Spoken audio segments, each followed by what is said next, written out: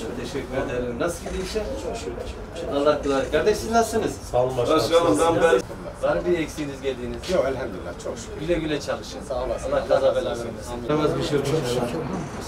İşleriniz bereketli olsun. Var mı bir eksiğiniz? Çok güzel bir şey sormuş. Böyle esnaf ediyor. Değil mi? Ne güzel. Güle güle çalışın. Allah bereket versin. İyi şükür. Hamdolsun. Bugün esnaf arkadaşlarla bir gezelim. Çok güzel geçti.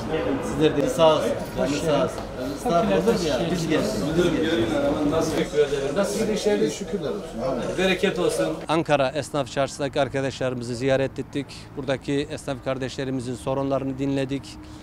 Hayatın kolaylaştırılması, alışverişin kolaylaştırılması için ne yapılması gerekirse onları birlikte konuştuk. Buradaki yönetimdeki arkadaşlarla birlikte notlarımızı aldık. Esnaf kardeşlerimizle bir dertleştik. İnşallah kısa sürede buradaki sorunları gidermek için ekiplerim çok hızlı bir müdahalede bulunacaklar.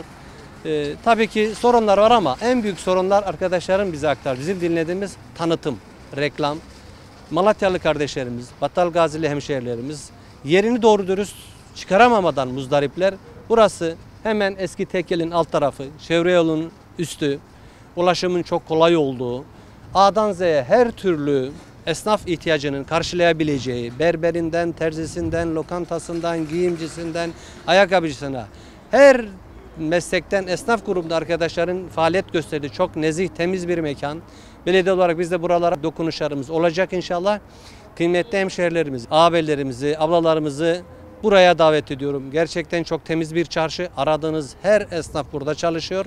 İnşallah birlikte burayı güzelleştireceğiz, birlikte kalkındıracağız. İnşallah çarşı bittiğinde kalıcı yerlerine geçecekler. Ancak şu andaki bu geçici yerde de hayatı ve alışverişi kolaylaştırmak için üzerimize düşen neyse onu yapacağız.